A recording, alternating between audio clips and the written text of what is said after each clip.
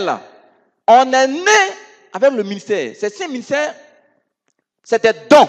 On appelle ça les dons ministères. Des dons que Dieu donne à des gens. Dans sa volonté, dans sa grâce. Ça parce que tu es joli.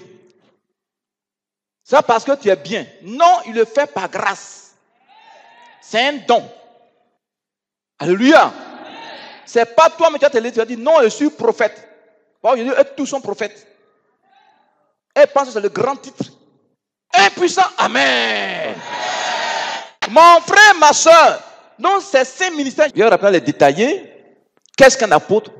Qu'est-ce qu'un prophète? Qu'est-ce qu'un évangéliste? Qu'est-ce qu'un docteur? Et qu'est-ce qu'un pasteur? Les 5 ministères forment ce qu'on appelle les 5 doigts de la main. Suivez-moi ici. Dieu ne fait rien au hasard. Regardez ici. Avant de faire un coup de poing, c'est les 5 doigts qui se regroupent pour faire un coup de poing. Si tu en as le petit doigt là, le coup de poing ne sera pas efficace. Ça veut dire quoi? Donc les 5 ministères sont égaux. Il n'y a pas un ministère qui est plus grand que l'autre. Mais il y a quand même des différences entre les 5 ministères. Les 5 ministères bibliques se complètent. Est-ce que vous me suivez un peu? Il faut les 5 ministères dans une église. Maintenant, qu'est-ce qu'un apôtre? Selon la Bible. Un apôtre, c'est quoi? Tu veux le savoir? Prenez Luc 6, 12, 13. Vous sautez, vous allez au verset 30. Vous allez voir qu'est-ce qu'un apôtre. Luc 6, verset 12. Oui. En ce temps-là, Jésus se rendit sur la montagne pour prier. Et il passa toute la nuit à prier Dieu. Quand le jour parut, il appela ses disciples et il en choisit 12, auxquels il donna le nom d'apôtres. Alléluia. Donc un apôtre, c'est qui? Un apôtre, c'est quelqu'un qui a été choisi par Jésus, envoyé par Jésus avec une mission bien précise qu'il exerce avec la pleine autorité de Dieu et à qui il doit rendre compte. Alléluia. Un apôtre, quand Dieu te choisit, il choisit un apôtre, il lui donne une pleine autorité. Vous suivez? Mais un jour, tu vas rendre compte à Dieu de tout ce qu'il t'a donné comme âme. Un apôtre, c'est qui? Un apôtre, c'est celui qui va annoncer l'évangile du salut. Pour la première fois, là, il n'a jamais été annoncé aux gens qui ne l'ont jamais entendu. Ça veut dire quoi? Un apôtre, c'est quelqu'un qui bouge beaucoup et qui va annoncer l'évangile à des gens qui n'ont jamais entendu l'évangile. Un apôtre n'a pas peur d'aller dans des missions. Je ne comprends pas, les chrétiens ne comprennent pas. Alléluia. Voilà le rôle d'un apôtre. Un apôtre, c'est qui encore? Vous allez voir encore la différence d'un apôtre. Un apôtre est un homme que Jésus-Christ qualifie par des dons de puissance pour la fondation d'église. Un apôtre, c'est un fondateur d'église. Il bâtit beaucoup d'églises. Il crée des églises. Partout où il s'en va, il peut créer une église. Vous savez, on n'a pas d'être sérieux. Moi aussi, je ne peux pas demander l'argent à quelqu'un. Le peuple de Dieu que Dieu envoie, les enfants de Dieu envoient, c'est ce que je prends pour faire son œuvre. Donc, à un moment donné, on devait construire le temple. Bon, le temple est grand, mais ce qui rentrait, ça ne pouvait pas suffire. Donc, j'ai dit à maman, bon, allons ouvrir une église à Accra. On est parti à Accra, je ne comprenais pas leur langue. On ne comprend pas leur langue. On n'a jamais mis les pieds à Accra. On a fait une semaine dans un hôtel. On a commencé à chercher une maison à Accra. On a trouvé une maison. On ne comprend pas leur langue. Est-ce que vous suivez? Comment un apôtre va prendre des risques? C'est quelqu'un qui prend des risques. Amen. On a commencé à chercher un terrain. On m'a parlé d'un monsieur qui était en Italie, qui est venu, il y avait plein de terrains comme ça. Il dit, bon, allons, je vais le voir. Il dit, va te chasser. Il dit, je vais aller le voir. Je suis parti, il dit, monsieur, je veux un terrain. Je veux 3. Alléluia. Dieu a permis, il nous a vendu le terrain. On a pu bâtir une église. Amen. Dans les difficultés. sans demander 5 francs à quelqu'un. Souvent, moi, on n'avait rien. Je n'appelle pas ici aussi pour dire au peuple, envoyez-moi l'argent. Et c'est un homme qui m'a appelé. Ce n'est pas Dieu qui m'a appelé. Et comment je vais embêter les gens? Donc, on a fait 1 an et demi. Amen. Donc, je suis venu sur Abidjan. Parce que maman était malade. Donc, je suis venu pour voir sa santé. Je suis venu, c'est là, ma maman Kosere m'a dit, ah, j'ai un terrain à Yepougon, allons, je vais vous montrer pour faire l'œuvre de Dieu là-bas. Est-ce que je me suis un peu?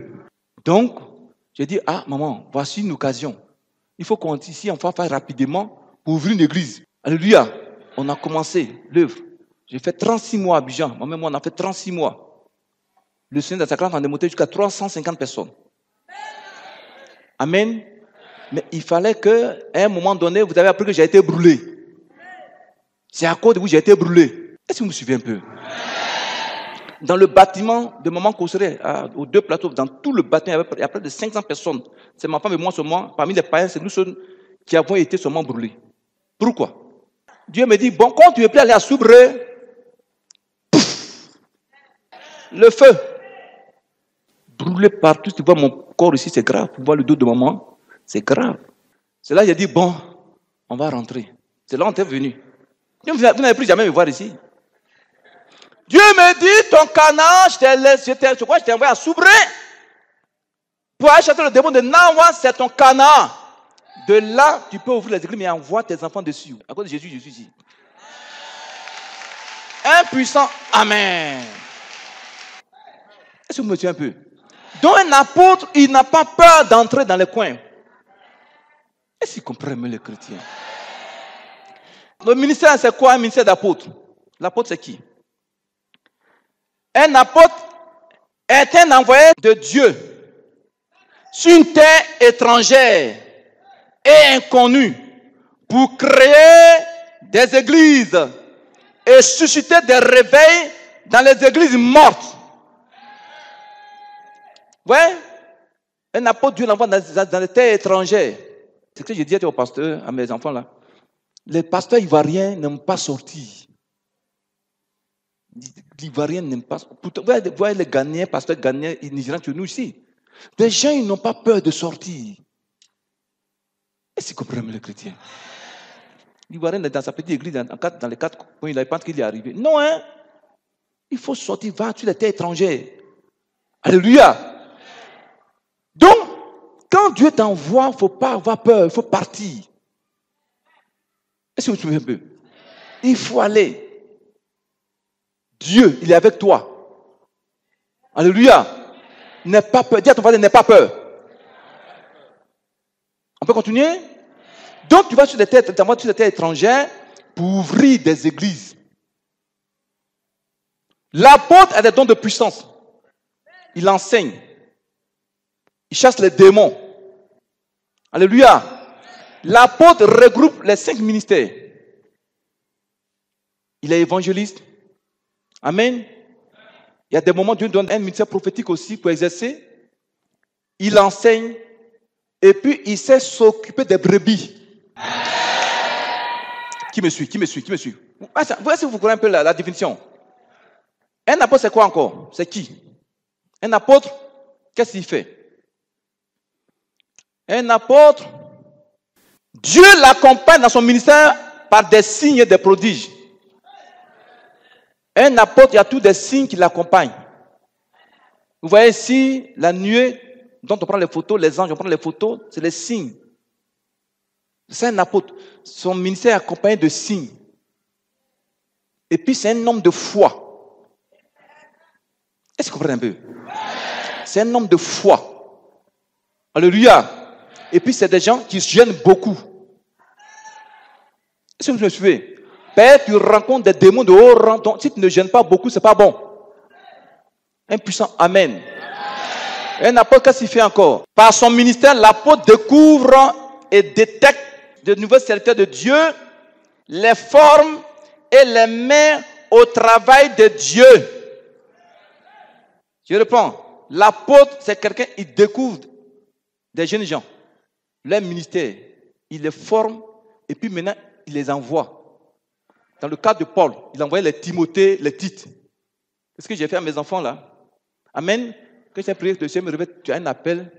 Il y en a souvent, mais ils ne veulent pas servir Dieu. Moi, j'ai fait un effort. Tout le temps, je l'appelle, je l'exhorte.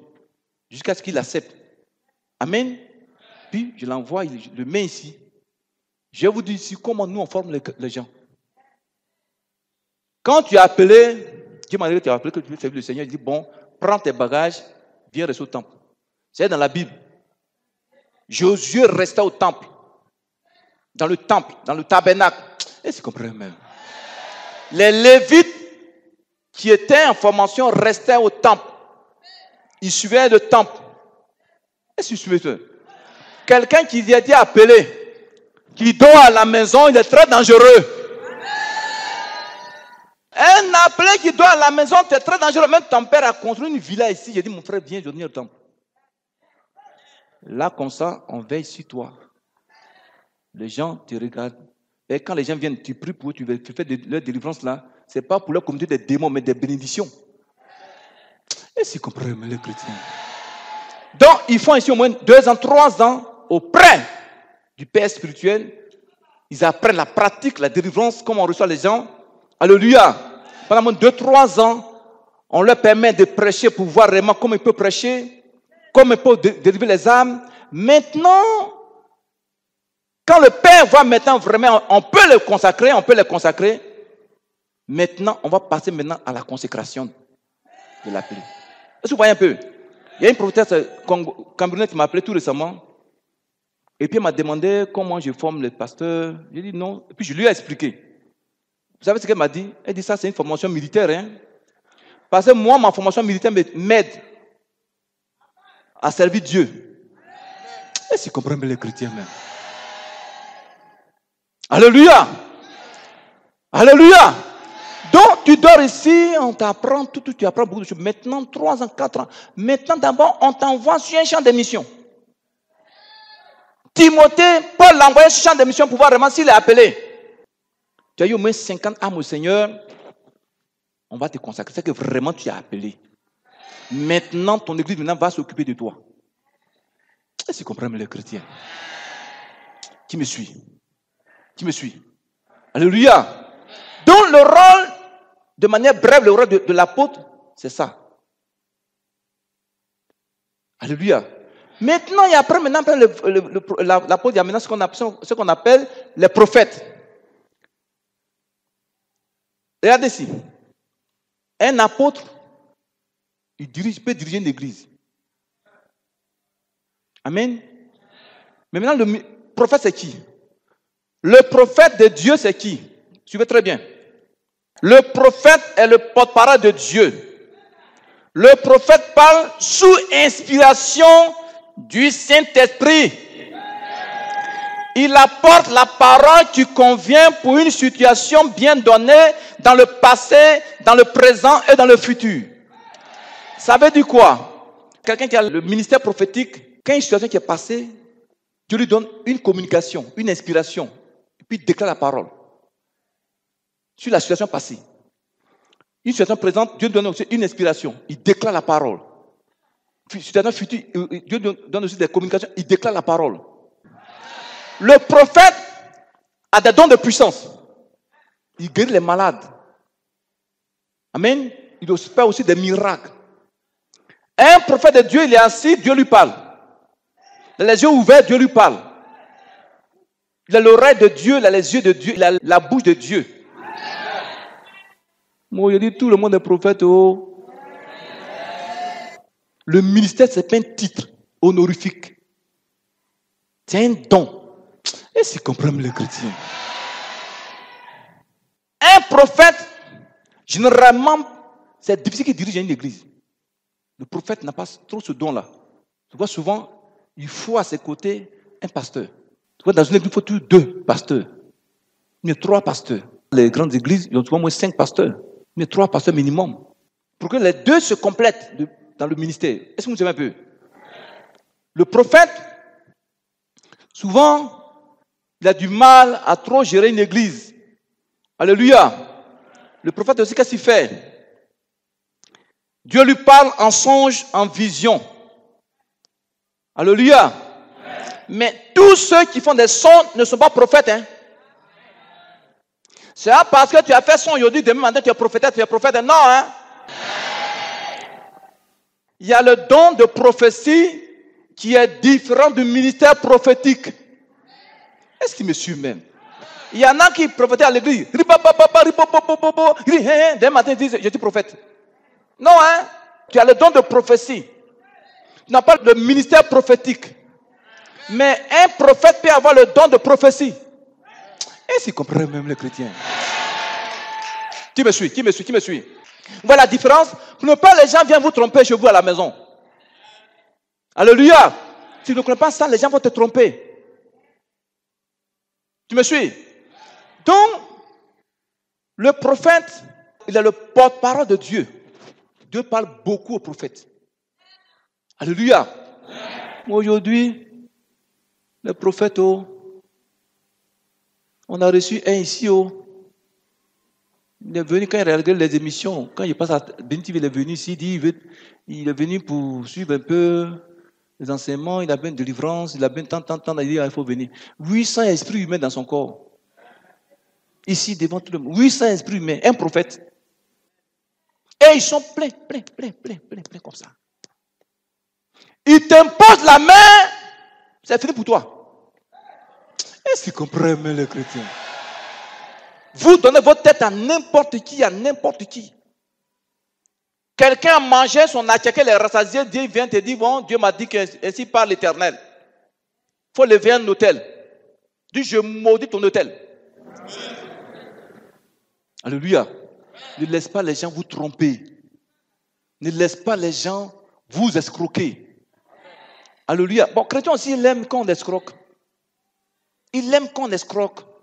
Mais c'est une malédiction de vouloir qu'on t'escroque. Est-ce qu'il me suit, mais le chrétien? Le prophète, c'est qui encore le prophète? Le prophète, selon la Bible, je vous donne d'accord, qui est le prophète?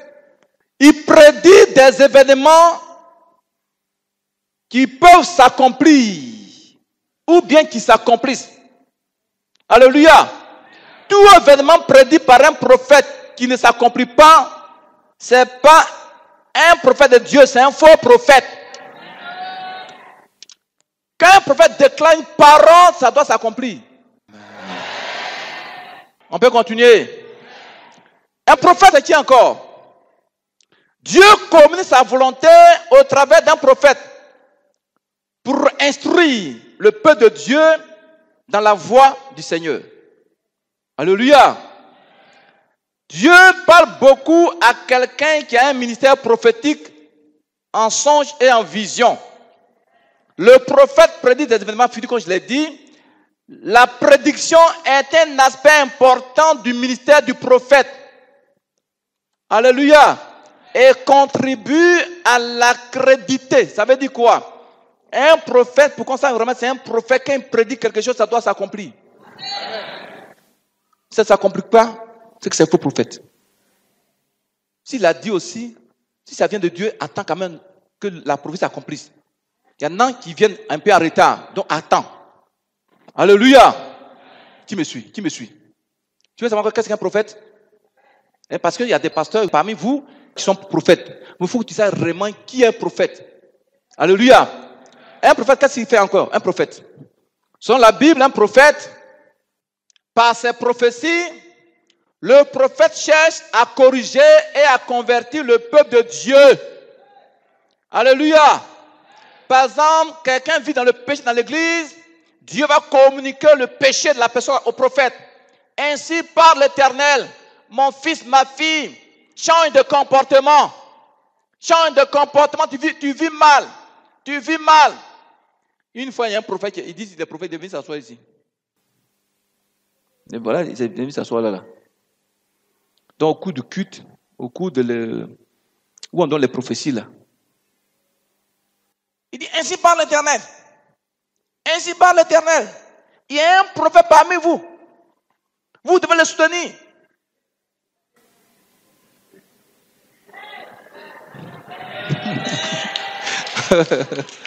Donc, quelque temps après, il dit, la prophétie attend de suite là, le prophète dont il s'agit de Dieu, c'est moi. Que c'est lui quoi. Lui-même a prophétisé sur lui-même. Ça, c'est un faux prophète. Alléluia. On peut continuer. Une fois, il y a un frère qui est venu assis avec un jeune homme. Ils étaient assis là, les deux étaient assis là. Jésus m'a révélé leur vie. Les deux sont tombés là. Devant vous tous ici. Il y a un qui est venu, j'ai prié pour lui, puis l'autre aussi est venu. Il y a le grand prophète à Soubri. Il est venu, le démon qui est dans son corps, il est arrivé là. Il est venu, il veut m'attaquer. Devant vous ici là. Donc quand ils sont partis à la maison, il dit au frère, à l'autre, à son ami là, moi j'ai appris dans l'église là, du pasteur là. Parce qu'il prêche sur le péché. Ça c'est qui? Hein? Donc soyez prudents là où vous êtes. Dis à ton voisin, sois prudent. Dis, sois prudent. On peut continuer. Alléluia. Maintenant, passons à l'évangélisme. L'évangile aussi, c'est un appel de Dieu. C'est quelqu'un à qui Dieu accorde la puissance de son Esprit Saint pour annoncer l'évangile de Jésus-Christ à toutes les nations, à tous les peuples, à toutes les tribus et à toutes les langues de la terre. Alléluia. L'évangéliste, c'est quelqu'un à qui Dieu accorde des dons de puissance pour conduire chaque individu sur la terre à croire que Jésus-Christ est le Fils de Dieu. Alléluia. L'évangile aussi, il bâtit des églises. Un évangéliste, il ne reste pas dans les quatre coins du temple. Il sort pour aller annoncer Jésus. C'est-à-dire Dieu lui donne cette grâce-là pour gagner des âmes au Seigneur. Est-ce qu'ils comprennent les chrétiens même? Alléluia. Donc, là, un évangéliste, il parle, quand il parle de Jésus, toi-même tu es content. Et puis, les âmes viennent au Seigneur, Amen. Il délivre aussi les âmes. Il bâtit des églises, dans des dons de puissance. Il chasse les démons. Est-ce qu'ils comprennent un peu? Quand un évangéliste est en train de prêcher, il dit, Seigneur, fais telle chose. En même temps, l'Esprit de Dieu agit. Qui me suit? Alléluia. Donc, il annonce Jésus est puissant, il est vie, il est vigueur. L'évangile, il aime les âmes. On peut continuer. L'évangile, c'est qui encore?